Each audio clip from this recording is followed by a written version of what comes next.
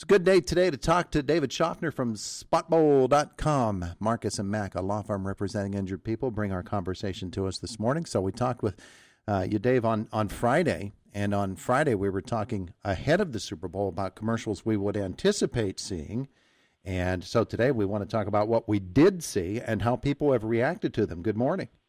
Good morning. Thanks for having me. It's good to have you back with us here today. So how did they do? Did they live up to all that hype ahead of time? Oh, boy, I think that's the question we always ask is the game going to be more entertaining or are the ads going to be more entertaining? Unfortunately, I feel like neither were that entertaining last night. The game was only entertaining if you're from Tampa Bay, I guess, and then the ads were just okay. They weren't. They didn't really kind of step up to the plate the way we had hoped they would. There were no big blockbuster ads, were there? There weren't. I mean, there were a few highlights. I'm not going to, say that they're the worst group of ads we've seen in the 17, 19 years we've been doing this poll, but there were some highlights, but even the highlights for me didn't seem to be connecting in our poll. Like, I love the Jeep spot with Bruce Springsteen. I love the Will Ferrell spot going to Norway to fight some Norwegians, but neither were doing very well in our polls right now. Really? Because I thought the Ferrell spot was really, really good. So what do fans like, that people who have taken the poll on SpotBowl.com? Well, right now, the polls are still open, so we're encouraging folks to go and vote until noon Eastern today and keep voting. But the polls are still open right now. I'll start with number 3. Number 3 is Tide's Jason Alexander. Jason Alexander's face on a sweatshirt. Really funny spot. Tide always does well in our polls, so they're at number 3. Number 2 is Bass Pro Shops. They had a spot that really? Get back to nature, encouraging folks to get back out there and reconnect with nature. And number 1 in our poll right now, this one's been leading most of the night. I expect this one to be our eventual winner, is Doritos Flat Matthew. Matthew McConaughey is flat as a pancake until he discovers Doritos 3D snacks. I hated that spot. I thought it was terrible. Yeah. What connects with one person, it may not connect with others. But yeah, it's interesting. That was number 1. Yeah, well, that is amazing. That Will Ferrell spot I thought was great. What are people saying about the Paramount ads? We didn't track the Paramount ads. They were sort of the Paramount and CBS, of course, are affiliated, so we consider those to be sort of network promos. Oh, okay. We don't track the promos for TV shows and movies and things like that, but I liked them. Personally, I did. I remember seeing several Paramount promos in there. I really liked them. Yeah. Okay, so when people take the poll, of course, they can let you know what they thought of the commercials. In terms of traffic, people heading to the site, what's it like this year compared to previous years? Strong. Yeah, we had a record number of pregame votes because all of the ads get released ahead of time, or most of them get released ahead of time. They go up on our site for pregame voting. We had a record number of pregame votes, and even the in-game and post-game votes have been really, really strong. This is going to be one of the better years that we've seen that we've been doing Spot Bowl. Some of the commercials that folks were talking about most that I heard of were the Dolly Parton spot.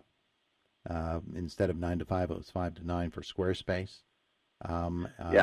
The Wayne's World spot, people were talking about that too. One of the favorites, two of the favorites actually, the State Farm spot where they had the stand-ins, and Paul Rudd was the stand-in for Aaron Rodgers. And the M&M spot was, I thought, pretty good. Yeah, M&M's always a strong performer in our poll. They've got one of those products that lets them be entertaining. They've got great brand recognition.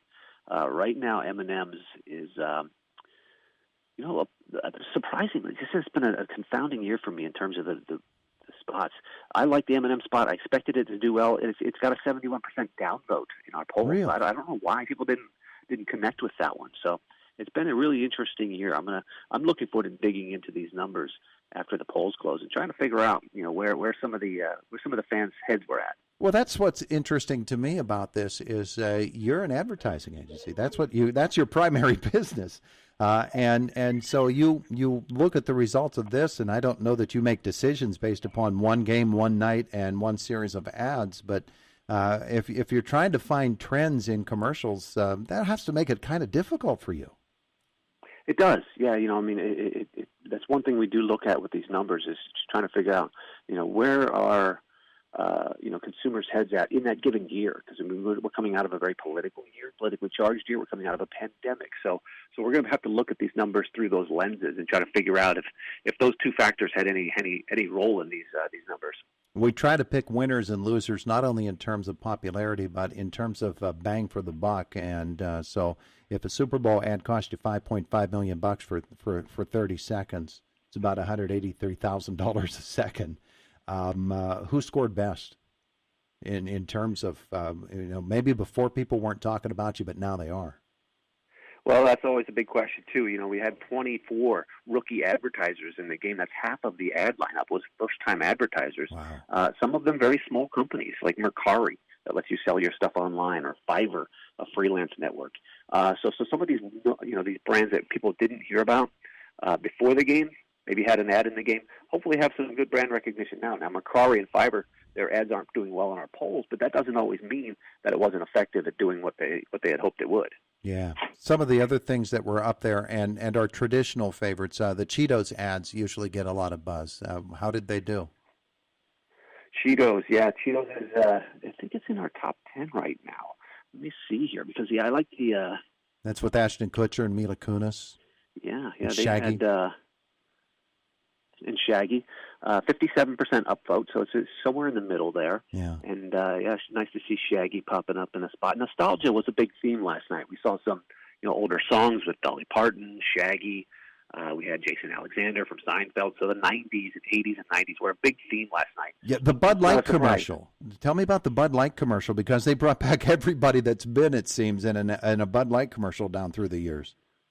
Yeah, another nostalgia spot, bringing back some old familiar faces. That was it's about 50-50 in our poll right now. I guess it didn't really connect as well as Bud Light had hoped, but yeah, seeing some blasts from the past, and I think that has a lot to do with the pandemic as well. We need that. Nostalgia is sort of a soothing thing for a lot of folks in a year of need. So I think that was a strategic decision on behalf of a lot of advertisers. Now, spotbowl.com is where folks can go and they can vote on these ads, and you're following the results there. And it's going to remain up how long for the poll?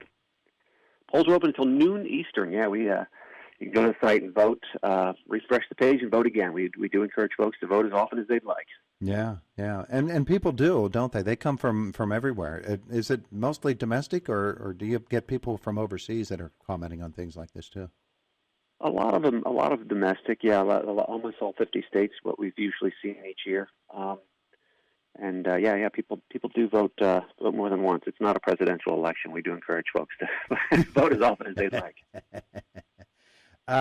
Two companies that sort of messed up, they said, in the Super Bowl. And I have to admit, I didn't see these. They accidentally used the same stock footage in their commercials. The Indeed ad and the Guaranteed Rate ad, they both had the same shot of a kid riding her dad's shoulders. That's true. I did see that as well. It's a really quick clip. I mean, it's like 1 or 2 seconds long. So that's a tactic that a lot of advertisers will use in TV. You can subscribe to stock photography sites, and you can get stock video footage as well. Uh-huh. But it's a surprising mistake for ads that are on such a big stage like this. Yeah, it really is. That's something that you really don't expect. All right, well, my favorite was Will Ferrell's ad last night, and the M&M's ad was second. But folks can let you know what they think by going to spotbowl.com. Correct, yeah. Spotbowl.com. All the ads are up there in case you missed any. Terrific, David. Maybe we'll catch up with you again next year. Sounds good. Thanks for having me. Have a great day today. You too. It is the voice of Indiana County, WCCS 101.1 FM and AM 1160.